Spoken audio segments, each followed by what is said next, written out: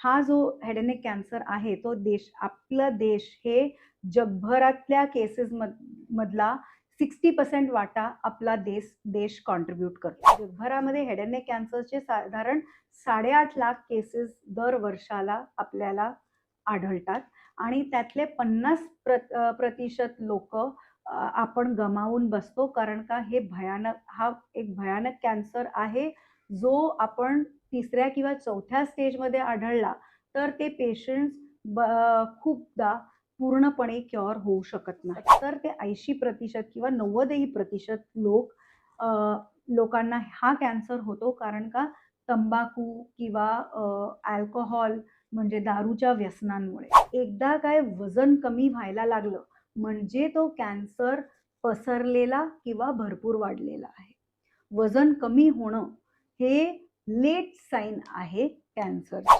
Doctor, तुम्ही आता turmeric म्हणजे हळदीचं मेन्शन केलं, तर असे अजून कोणते घरगुती उपाय आहेत का, की जे कॅन्सरला प्रिव्हेंट करायला हेल्प करतात? हेड अँड नेक जो कॅन्सर आहे, त्याच्यात अनेक गैरसमज दिसून येतात, जसं की कॉस्मेटिक सर्जरीचा पण पार्ट तिथं येतो.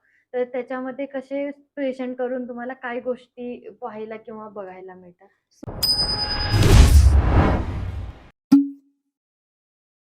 नमस्कार, मी यशस्वी पाटील आझाद मराठीमध्ये आपलं स्वागत करते. आज जगभरात कॅन्सरचं प्रमाण वाढत असताना फेब्रुवारी हा महिना कॅन्सर अवेअरनेस मंथ म्हणून सेलिब्रेट केला जातो.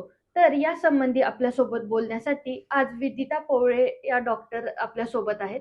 त्यांच्याकडूनच जाणून घेऊयात यात नक्की कोणत्या गोष्टींची काळजी घेतली पाहिजे किंवा कोणत्या गोष्टींवर विशेष लक्ष दिलं पाहिजे. डॉक्टर, तुमचं स्वागत आहे. नमस्कार, मी डॉक्टर विदिता पवळे. मी एक senior consultant head and neck surgical oncologist and robotic cancer specialist आहे अपोलो हॉस्पिटल पुणेमध्ये. हेड अँड नेक कॅन्सर्स हे आपल्या देशामध्ये पुरुषांमध्ये कॉमनेस्ट आढळणारे कॅन्सर्स आहेत. त्याचे भरपूर प्रकार असून हा जो हेड अँड नेक कॅन्सर आहे तो आपला देश हे जगभरातल्या केसेस मधला 60% वाटा आपला देश कॉन्ट्रीब्यूट करतो. सो ह्याचे आपल्याला सबटाईप जाणून घेणं खूप गरजेचं आहे. हेड अँड नेक कॅन्सर्समध्ये वरपासून खालपर्यंत बघितलं तर स्कलचा कॅन्सर म्हणजे ज्याच्यामध्ये आपला मेंदू असतो तो स्कॅल्प ट्यूमर, स्कॅल्प कॅन्सर हा एक कॉम्पोनंट असतो. हेड अँड नेक रिजनमध्ये स्किन कॅन्सर्स जे होतात तो एक कॉम्पोनंट असतो. तोंडाचे कॅन्सर्स, व्हॉइस बॉक्सचे किंवा घशाचे कॅन्सर्स, ध्वनिपेटीचे कॅन्सर्स, श्वासाच्या नळीचे कॅन्सर्स, अन्ननळीचे कॅन्सर्स, थायरॉइडचे कॅन्सर्स, पॅराथायरॉइडचे कॅन्सर्स, लाळीच्या ग्रंथी म्हणजे सलायव्हरी ग्लँड कॅन्सर्स हे ह्या कॅन्सर्समध्ये मानलं जातं. ह्याच्या व्यतिरिक्त नाकाचे कॅन्सर्स, नाकाच्या पाठी सायनसेस असतात त्याचे कॅन्सर्स, कानाचे कॅन्सर्स, डोळ्याचे कॅन्सर्स, डोळ्यातल्या ग्रंथ्यांचे कॅन्सर्स आणि हेड अँड नेक रिजन म्हणजे डोकं, डोकं, चेहरा आणि घशाचे जे कॅन्सर्स असतात किंवा जे रिजन असते त्याच्यामध्ये हाड आणि सॉफ्ट टिश्यू मध्ये जे कॅन्सर्स आढळतात हे सगळे कॉम्पोनंट्स आहेत हेड अँड नेक कॅन्सर्सचे. त्यातल्या त्यात आपल्या देशामध्ये ओरल कॅव्हिटी कॅन्सर्स हा सर्वात कॉमन कॅन्सर असून तो पुरुषांमध्ये खूप कॉमनली आढळला जातो. दुसरं म्हणजे हे जे हेड अँड नेक कॅन्सर्स असतात त्यांचे जर आपण ह्याचा निदान लवकर केला तर हे कॅन्सर्स लार्जली प्रिव्हेंटेबल आणि क्युरेबल असतात. सो मोस्ट इम्पॉर्टंट थिंग जे आपल्याला ध्यानात घेण्याची गोष्ट आहे की जगभरामध्ये हेड अँड नेक कॅन्सरचे साधारण 8.5 लाख केसेस दर वर्षाला आपल्याला आढळतात आणि त्यातले 50% लोक आपण गमावून बसतो, कारण का हा एक भयानक कॅन्सर आहे जो आपण तिसऱ्या किंवा चौथ्या स्टेजमध्ये आढळला तर ते पेशंट्स खूपदा पूर्णपणे क्युअर होऊ शकत नाही.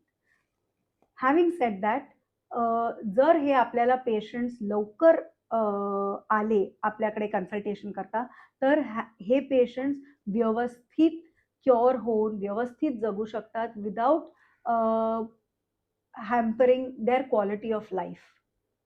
सो हे खूप गरजेचं आहे की आपल्याला पेशंट लवकरात लवकर येऊन दाखवावा, म्हणजे जर काही संशयास्पद असेल तर आपण ह्याची ट्रीटमेंट पुढे जाऊन व्यवस्थित करू शकतो विथ बेटर क्युअर रेट्स. हा झाला पार्ट कॅन्सर्सच्या इन्सिडेन्सचा. आता ह्यातले जे हेड अँड नेक कॅन्सर्स आहे ते ऑलमोस्ट 70 ते 80% किंवा 90% लोकांना हा कॅन्सर होतो, कारण का तंबाखू किंवा अल्कोहॉल म्हणजे दारूच्या व्यसनांमुळे. तर ह्या व्यसनांनी हे कॅन्सर्स जर होत असतील तर आपण समजू शकतो की ऑलमोस्ट 80 ते 90% हे कॅन्सर्स आपण नुसतं हे व्यसन दूर करून टाळू शकतो. आपलं हे रिस्क आपण कमी करू शकतो. So this is what we need to understand की हे खूप गरजेचं आहे की आपण हे कॅन्सर्स लवकरात लवकर पकडू. डॉक्टर, आता तुम्ही हेड अँड नेक हा शब्द हेड अँड नेक कॅन्सर म्हणले की इतके सारे कॅन्सरचे टाईप आले, म्हणजे कधी ऐकलेही नव्हते. तर हे कॅन्सरचं मेनली म्हणजे हेड अँड नेकमध्ये मेनली कोणते कॉजेस असतात आणि कोणत्या रिस्क फॅक्टर तिथं कन्सिडर करता येतो? सो कसं आहे की हेड अँड नेक कॅन्सर्स, कारण का त्याचे सबसाइड्स खूप आहेत. वेदर इट इज मी ऑलरेडी तुम्हाला आता सांगितलेलं की थायरॉइड, पॅराथायरॉइड, सलायव्हरी ग्लँड म्हणजे लाळीच्या ग्रंथी, oral cavity, voice box cancer, throat cancer, nasal cavity cancer, ear cancer, temporal bone cancer, skin cancers, हे सगळे असल्यामुळे ह्याचे कॉजेस पण भरपूर वेगवेगळे आहेत. पण खूपदा ऑलमोस्ट 80 ते 90% लोकं हे व्यसनांमुळे हे ट्यूमर्स ला बळी पडतात. सो तंबाखू, अल्कोहॉल, तंबाखू, सिगारेट असो की खाण्याचा तंबाखू असो की नाकानी काही जण स्नफ करतात, त्याचा तंबाखू असो. जी इजा व्हायची असते ती 1 सिगारेटनी पण होऊ शकते, 10 सिगारेटनी पण होऊ शकते आणि 10 वर्षात पिलेल्या सिगारेटनी पण होऊ शकते. तर आपण हे जाणून घेणं गरजेचं असते की हे जे रिस्क फॅक्टर्स आहेत ते आपण जर आटोक्यात किंवा कंट्रोल केले, तर आपण पुढे जाऊन हे कॅन्सर्स प्रिव्हेंट करू शकतो. व्यसनांच्या अलावा व्हायरल इन्फेक्शन्स म्हणजे human papilloma virus infection, hepatitis infection, HIV infection, Epstein बार व्हायरस इन्फेक्शन, हे सगळे इन्फेक्शन्सनी सुद्धा आपण आपलं head and neck cancer develop होण्याची रिस्क वाढवतो. त्याच बरोबर एक्सरसाइज न करणे, मोटापा, इन्फ्लमेशन, बाकी कुठले इन्फेक्शन्स, तोंडाची आणि तोंडाच्या हायजीनची आणि तोंडाची काळजी न घेणे, दाताची काळजी न घेणे, ज्याच्यामुळे दात शार्प होऊन आपल्याला जिभेला, तोंडाला किंवा गालाला जखमा पडू शकतात. अशामध्ये पण कॅन्सर्स डेव्हलप होऊ शकतात. जास्ती गरम खाल्ल्याने हे प्रॉब्लेम्स होऊ शकतात. केमिकल एक्सपोजरनी, एक्सेसिव्ह सनलाईट एक्सपोजरनी हे प्रॉब्लेम्स आढळू शकतात. त्याच्याच बरोबर इम्युनिटी ड्रॉप झाली म्हणजे आपल्याला व्हिटॅमिन डेफिशियन्सी असलं किंवा रिफ्लक्स डिझीज असला, आपल्याला काही जणांना ढेकर येत असतो. ते म्हणजे की गॅस्ट्रोइसोफेजियल रिफ्लक्स डिझीज किंवा लॅरिंगोफॅरेंजियल रिफ्लक्स डिझीज. ह्याच्यामुळे हे कॅन्सर्स वाढवू शकतात. जर वारंवार ह्या इजा होत राहिल्या तर हे कॅन्सर्स डेव्हलप होऊ शकतात. कसं होते की एखादी आपली नॉर्मल सेल असली की ती 2 मध्ये डिवाइड होऊन आपलं शरीर बनतं. पण हीच जर नॉर्मल सेलला वारंवार इजा होत राहिली, तुटलेल्या दातांनी किंवा तंबाखूनी किंवा अल्कोहॉलनी, तर ती जी नॉर्मल सेल, जी नॉर्मल बॉडीची क्षमता आहे की ती रिपेअर होऊ शकते, ती फॉल्टी रिपेअर होते आणि ती एकदा फॉल्टी रिपेअर झाली त्याला म्हणतात म्युटेशन. 4च्या वर म्युटेशन्स झाले की त्याचं परिवर्तन कॅन्सरच्या सेलमध्ये होतं आणि अशा प्रकारे कॅन्सर डेव्हलप होतो. आपण जेव्हा डोकं किंवा घशाचा कॅन्सर म्हणतो, तर ते मोस्टली असं की डोक्याचा म्हणलं की काहीतरी नवीन वाटत आहे. मग त्यात मोस्टली काय गोष्ट म्हणजे कशासंबंधी तो कॅन्सर असतो? डोक्याचा म्हणतो तेव्हा किंवा घशाचा म्हणतो तेव्हा? सो सिम्प्टम्स म्हणताय का? सिम्प्टम्स पण आणि तो कशामुळे होतो पण? सो हे जे कॅन्सर जसं मी म्हटलं आता, तंबाखूमुळे असू शकतो किंवा इन्फेक्शनमुळे असू शकतो, इन्फ्लमेशनमुळे असू शकतो. ज्या आपल्या बाकीच्या जे रिस्क फॅक्टर्स आहेत, जे मी आता ऑलरेडी एन्युमरेट केलेलं आहे. Lack of physical activity, diet व्यवस्थित नसल्यामुळे किंवा सन एक्सपोजर जास्ती असल्यामुळे, लॅरेंजोफॅरेंजियल रिफ्लक्स असल्यामुळे किंवा गॅस्ट्रोइसोफेजियल रिफ्लक्स असल्यामुळे, इम्युनिटी कमी असल्यामुळे किंवा अ, तोंडाचं हायजीन किंवा डेंटल हायजीन चांगलं नसल्यामुळे, इजा झाल्यामुळे हे कॅन्सर्स होऊ शकतात. हे डॉक्टर मेनली हे जे दोन्ही कॅन्सर आहेत किंवा त्यात वेगवेगळे परत हे येतात. पण ते मोस्टली त्याला कोणते सायन्स आणि सिम्प्टम्स दिसून येतात? म्हणजे हा कॅन्सर फर्स्ट स्टेजला किंवा पुढं स्टेजला आहे, तर तो कसा समजू शकतो किंवा त्याला काय गोष्टी आहेत? सो हे जे कॅन्सर्स असतात हेड एंड नेकचे, त्याच्यामध्ये एक आपल्याला गोष्ट खूप महत्त्वाची म्हणजे कुठलंही सिम्प्टम किंवा साईन किंवा चिन्ह जर आपल्याला आढळलं आणि ते 3 आठवड्यापेक्षा जास्ती कायम राहिलं, तर त्याचं निदान करणं गरजेचं असतं. आणि ते निदान आपल्याला एक सर्जिकल ऑन्कॉलॉजिस्टकडे किंवा हेड एंड नेक सर्जिकल ऑन्कॉलॉजिस्टकडे येऊनच ते व्यवस्थितपणे आपण ते निदान करू शकतो. तर हे काय सिम्प्टम्स आहेत किंवा काय साइन्स आहेत?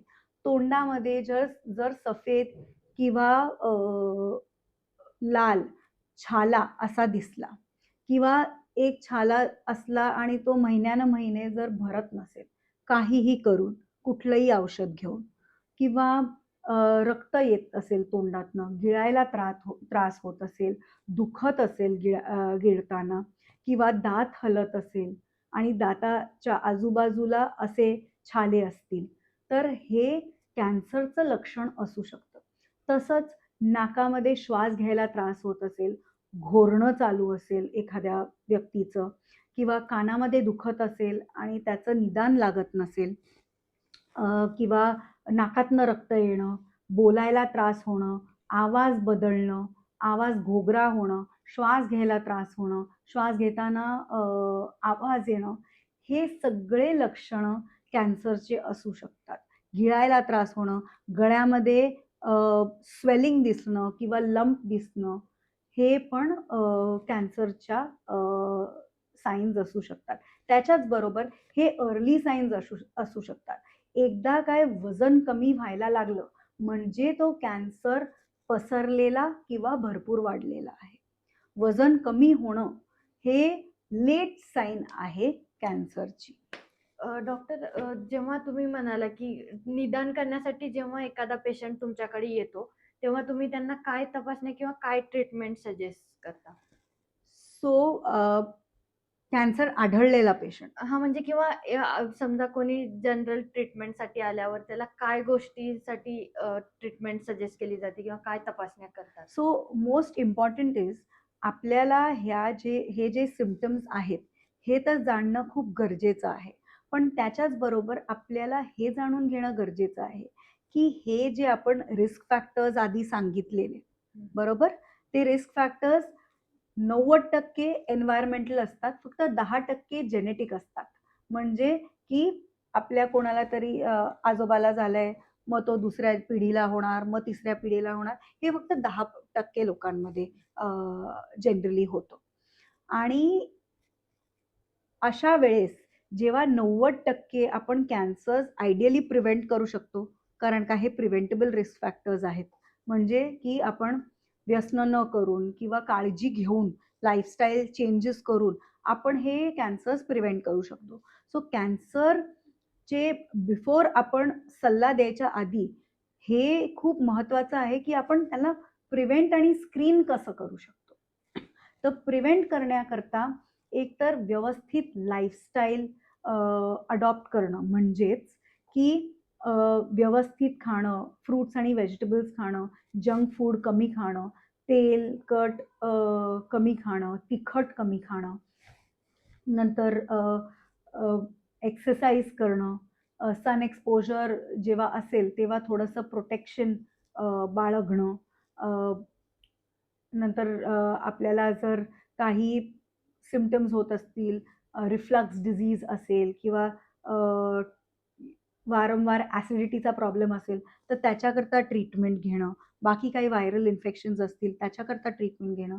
One of the most important thing is जसं मी म्हटलं इन रिस्क फॅक्टर्समध्ये ह्युमन पॅपिलोमा व्हायरसमुळे बरेचसे इन्फेक्शन्स आणि कॅन्सर्स होऊ शकतात. तर हे ह्युमन पॅपिलोमा व्हायरस हे ओरोफॅरेंजियल किंवा घशाचा कॅन्सर करता खूप इम्पॉर्टंट रिस्क फॅक्टर आहे आणि हा प्रिव्हेंटेबल रिस्क फॅक्टर आहे. सो आपण HPV वॅक्सीन हे आपण यंग बॉईज आणि गर्ल्सना देऊन म्हणजे 8 ते 14-15 वर्षाच्या मुला-मुलींना देऊन हे आपण कॅन्सर बऱ्यापैकी प्रिव्हेंट करू शकतो. HPV वॅक्सीन हे सर्व्हायकल कॅन्सर करता पण प्रिव्हेंटिव्ह आहे आणि ओरोफॅरेंजियल कॅन्सर करता पण प्रिव्हेंटिव्ह आहे. सो हे जाणून घेणं गरजेचं असतं आणि त्याच्याच बरोबर हळद ह्याला अँटी कॅन्सर प्रॉपर्टीज आहेत. सो प्रिव्हेन्शन म्हणून कर्क्युमिन किंवा टर्मरिक यूज करणं अँटी कॅन्सर प्रॉपर्टीजमुळे so it is better for us. दुसरं म्हणजे हे जे अडिक्टिव्ह हॅबिट्स आहेत टबॅको, अल्कोहॉल ह्यांना आपण बाजूला करून व्यवस्थित मार्गी चाललं की पण आपला रिस्क भरपूर कमी होतो. डॉक्टर तुम्ही आता टर्मरिक म्हणजे हळदीचं मेन्शन केलं, तर असे अजून कोणते घरगुती उपाय आहेत का, की जे कॅन्सरला प्रिव्हेंट करायला हेल्प करतात किंवा सो हेड अँड नेक कॅन्सर्समध्ये स्पेशली ओरल कॅव्हिटी कॅन्सर्समध्ये एक कॉम्पोनंट असतो ज्याच्यात प्री मॅलिग्नंट लिजन्स म्हणजे प्री कॅन्सरस लिजन्स आपण पिकअप करतो. हे प्री कॅन्सरस लिजन जर आपल्याला आढळले तर आपण ते कॅन्सरच्या भागात किंवा कॅन्सरच्या दिशेने त्याला न वळवता आपण ह्याचा रिस्क पार्टच्या दिशेने म्हणजे नॉन कॅन्सरच्या दिशेने वळवायला म्हणून हे रिसर्च प्रूव्हन आहे की कर्क्युमिन हे कॉन्सन्ट्रेटेड टर्मरिक कॉन्सन्ट्रेटेड हळदीची एक गोळी येते जी आपण प्री मॅलिग्नंट लिजन्समध्ये देतो आणि असं बघितलं गेलेलं आहे with a lot of research की आपण हे प्री मॅलिग्नंट लिजनला आपण ऑलमोस्ट आयदर प्री मॅलिग्नंट स्टेटमध्येच ठेवून किंवा त्याचं बरं करण्याच्या स्टेटमध्ये आपण नेऊ शकतो त्याला कॅन्सरमध्ये कन्वर्ट होण्याचं स्टेज आपण ब्लॉक करू शकतो by giving these anti cancer curcumin tablets. Doctor अजून एक तुम्ही मेन्शन केलं की HPV या सर्व गोष्टींमध्ये काय रोल प्ले करतो, आम्हाला थोडं डिटेलमध्ये एक्सप्लेन करा. सो आपल्या देशामध्ये त्यातल्या त्यात कमी कारण का आपल्या देशामध्ये टबॅकोचा भरपूर प्रमाण असल्यामुळे आपल्या देशामध्ये हे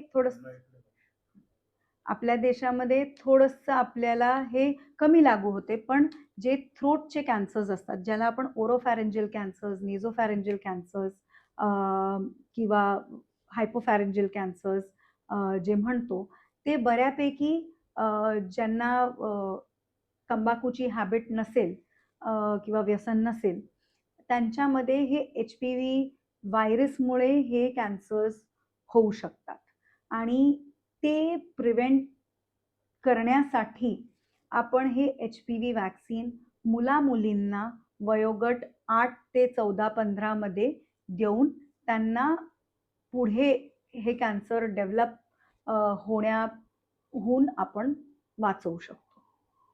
डॉक्टर हे झाले प्रिव्हेन्शन, पण आता स्क्रीनिंग बद्दल थोडं सांगाल, म्हणजे या सर्व गोष्टींची सुरुवात आपण कशी समजू शकतो किंवा कसं काय होतंय, कसं समजलं जाऊ शकतं? बरोबर.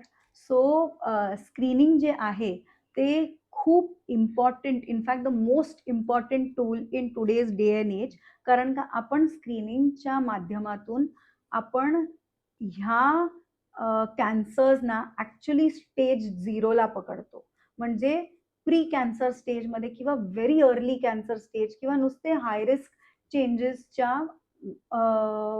गटामध्ये आपण त्यांना कंटेन करू शकतो. त्यांना अजून वाढू नये ह्याचं आपण काळजी घेऊ शकतो. So it is very important की स्क्रीनिंग करून आपण हे डिटेक्ट लवकरात लवकर करून त्याची ट्रीटमेंट किंवा प्रिव्हेन्शन आपण देऊ शकतो. सो स्क्रीनिंग मोडॅलिटीज हे इतर कॅन्सर्स करता ऑलरेडी स्क्रीनिंग मोडॅलिटीज आहेत सिस्टममध्ये.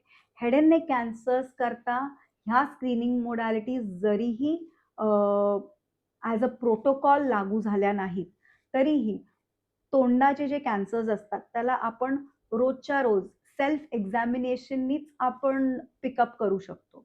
म्हणजे आपण जेव्हा दात घासतो, आरशासमोर उभं राहून जीभ, गाल, ओठ, ओठाच्या आतमध्ये, टाळू, जिभेच्या खालती हे सर्व एरियाज आपण एक्झामिन करू शकतो.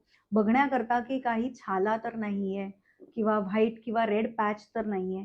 हे आपण रोजच्या रोज आपण करू शकतो. तसंच गळ्यावर काही गाठ तर नाही आलेली आहे, गळ्याच्या समोर काही गाठ तर नाहीये. तर थायरॉइडचे जे नॉड्यूल्स असतात किंवा स्वेलिंग्ज असतात, हे तिकडून पिकअप होतात. तर थायरॉइड कॅन्सर्स तिकडून पिकअप होऊ शकतात.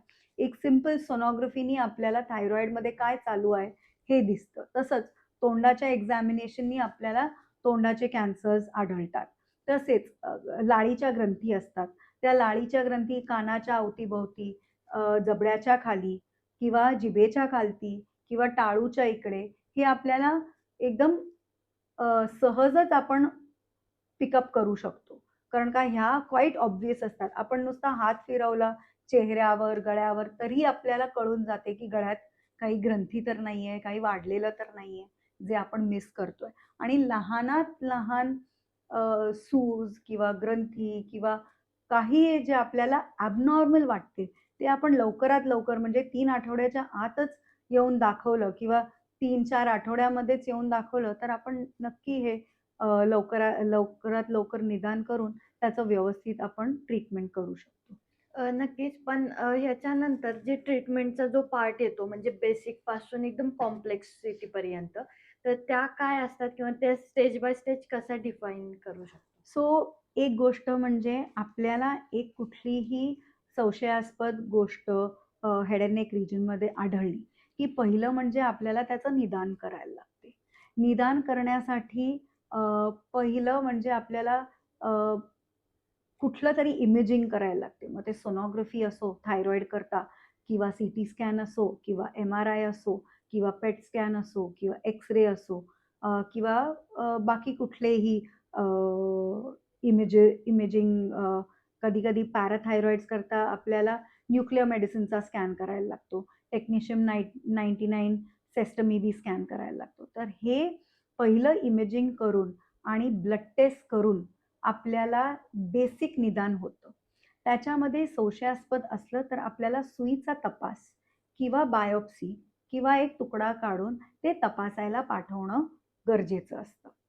एकदा ते झालं, की आपल्याला त्या पर्टिक्युलर प्रॉब्लेमची किंवा जर तो कॅन्सरमध्ये ऑलरेडी परिवर्तित झाला असेल, तर आपल्याला स्टेज करावं लागतं. Based on what stage? Stage 0, 1, 2, 3, 4. 0 म्हणजे कॅन्सरच्या आधीची स्टेज, अजून कॅन्सरमध्ये परिवर्तित झालेला नाहीये. स्टेज 1 म्हणजे कॅन्सर लहान आहे. स्टेज 2 मध्ये थोडासा वाढलेला आहे. स्टेज 3 म्हणजे गळ्यातल्या ग्रंथींमध्ये पसरलेला आहे आणि स्टेज 4 मध्ये बाकीच्या शरीरामध्ये किंवा दुसऱ्या अवयवांमध्ये पसरलेला आहे. सो हे जाणून घेणं गरजेचं असतं. मग बेस्ड ऑन स्टेज आपल्याला ट्रीटमेंट द्यायला लागते. ट्रीटमेंटमध्ये पण खूप मोडॅलिटीज आहेत. Surgery, radiation, chemotherapy, immunotherapy, gene therapy, hormonal therapy ह्या थोड्याशा ट्रीटमेंट मोडॅलिटीज आहेत. त्यातल्या त्यात हेड अँड नेक कॅन्सर्स करता सर्जरी ही most of the head and neck cancers करता surgery is the best treatment of choice. Especially जेव्हा ते अर्ली स्टेजमध्ये पिकअप होतं. जसं जसं स्टेज वाढत जाते तसं तसं कॉम्प्लेक्सिटी फॉर ट्रीटमेंट वाढत जाते. स्टेज 3 स्टेज 4 मध्ये कधी कधी आपल्याला किमोथेरपी आणि रेडिएशन पण ऍड करायला लागते. काही काही स्टेज 4 मध्ये आधी आपल्याला किमोथेरपी द्यायला लागते, मग तो ट्युमर कमी करायला लागतो आणि मग आपल्याला सर्जरी करून मग किमो रेडिएशन परत द्यायला लागते. सो जेवढ्या लवकर आपण कॅन्सर पिकअप करतो तेवढी छोटी ट्रीटमेंट होते आणि तेवढीच छोटी सर्जरी होते. आता सांगायचं झालं तर जर आपल्याला सपोज थायरॉइडमध्ये गाठ आहे, ती गाठ लहान असली तर आपण रोबॉटिक सर्जरीनी ते थायरॉइडची गाठ काढू शकतो, जरी ती कॅन्सर असली तरी. आणि त्यामुळे आपल्याला गळ्यावर स्कार्स येत नाहीत, कारण का रोबॉटिक सर्जरीमध्ये स्कार्स हिडन असतात आणि खूप लहान असतात, ते पुढे जाऊन दिसत नाही गळ्यावर.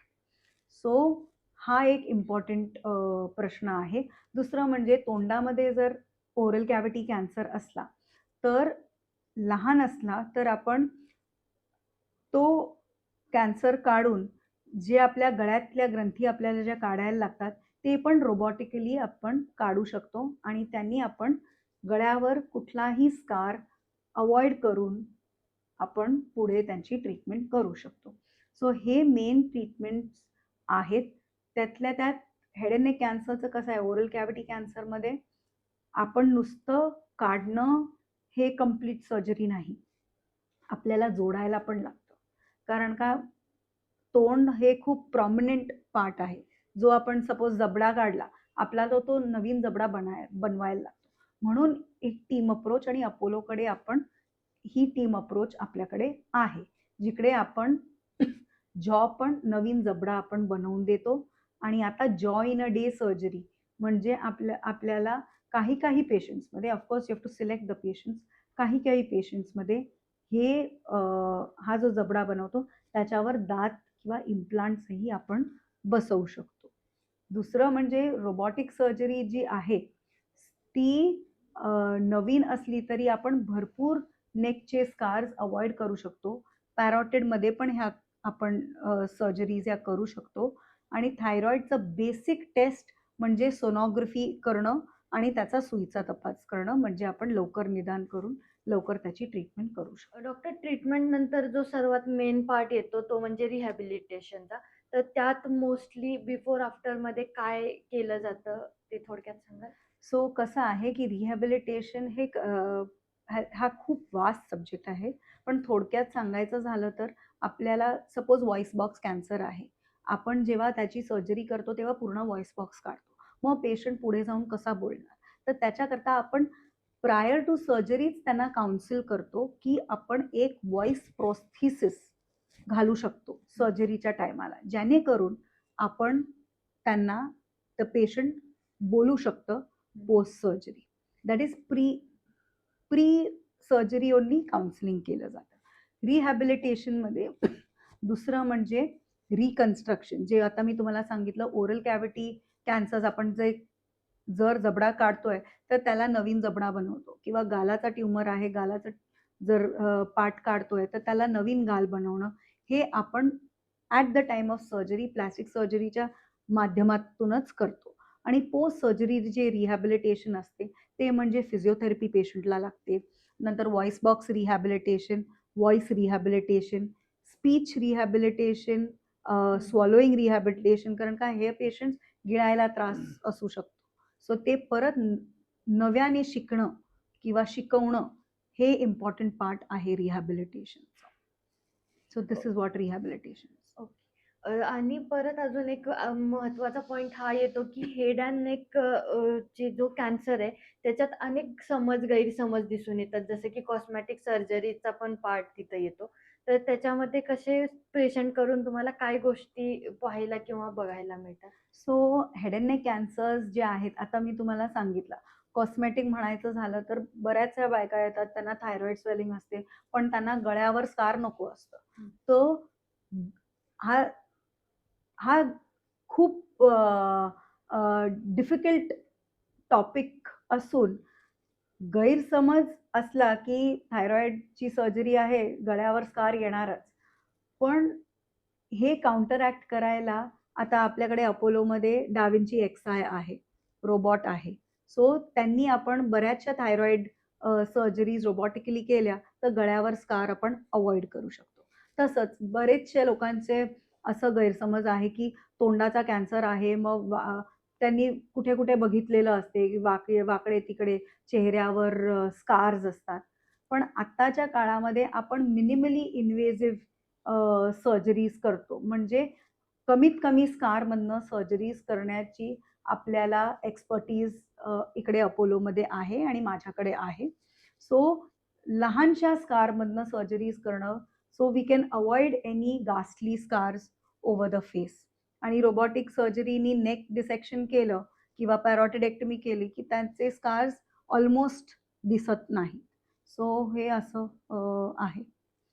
दुसरं म्हणजे दी अदर गैरसमज ॲज फार ॲज व्यसन इज कन्सर्न, की हा व्यक्ती 80-90 वर्षापर्यंत जगला. ते सिगारेट पीत होते आणि अल्कोहल पीत होते आणि त्यांना काहीच नाही झालं, आपल्याला पण होणार नाही. पण हा गैरसमज आहे. प्रत्येक व्यक्तीची एक क्षमता असते, त्यांच्या बॉडीची एक क्षमता असते. आय थिंक की आपण हे टेस्ट नाही केलं पाहिजे, की जे व्यसन आहे, ज्यांना ऑलरेडी प्रूव्ह झालेलं आहे, की ह्या व्यसनामुळे हे रोग होतात. Especially head and neck cancers होतात. तर आपण हे दुर्लक्ष न करता आपण हे व्यसन अ, सोडलं पाहिजे as far as possible. So हे कॉमन गैरसमज आहेत. डॉक्टर एक लास्ट क्वेश्चन. तुम्ही जो व्यसन हा मेन्शन केलं याच्यामध्ये आजची यंग जनरेशन पण खूप जास्त इन्व्हॉल्व म्हणजे की टोबॅको असेल किंवा अल्कोहोल घेताना दिसते. तर तुम्ही त्यांना एक काय मेसेज द्याल की काय केलं पाहिजे? सो कसं आहे, की आधी हे जे हेड एंड नेक कॅन्सर्स होते, ते वयाच्या 50ला किंवा 60ला व्हायचे.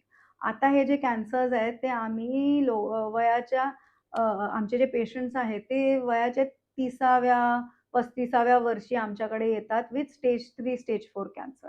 ह्याचा मेन रिझन आहे, की हे जे बिचारे पेशंट्स आहेत, त्यांनी वयाच्या 14व्या 15व्या वर्षी एक्सपोजरमुळे लवकर ही व्यसना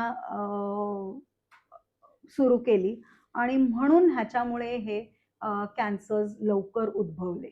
so it is very important to not take up these habits आणि चांगली लाईफस्टाईल जगणं, व्यसन न करणं हे खूप इम्पॉर्टंट आहे. दुसरं म्हणजे एक अजून मिथ जे आहे, ते खूप जणं म्हणतात, की आम्हाला बायोप्सी करायची नाही, बायोप्सीनी कॅन्सर स्प्रेड होतो. पण आपल्याला हे जाणून घेणं गरजेचं असते, की जर आपण बायोप्सी केली नाही किंवा सुईचा तपास केला नाही किंवा तुकडा तपासायला पाठवला नाही, त्या पर्टिक्युलर संशयास्पद एरियाचा, तर आपल्याला कुठल्या टाइपचा कॅन्सर आहे हे कळणार नाही किंवा अजून काही प्रॉब्लेम आहे ते कळणार नाही आणि त्याच्याशिवाय आपण ट्रीटमेंट देऊ शकत नाही. आणि बायोप्सी केल्याने ट्यूमर स्प्रेड होतो हा गैरसमज आहे. तो प्लीज गैरसमज करू नका आणि तुम्ही पण थोडंसं अवेअरनेस स्प्रेड करा. Thank so much doctor. या होत्या डॉक्टर विदिता पवळे, ज्यांनी आपल्याला खूपच छान अशी महत्त्वपूर्ण माहिती दिली. डॉक्टर तुमचे खूप खूप धन्यवाद. Thank you so much.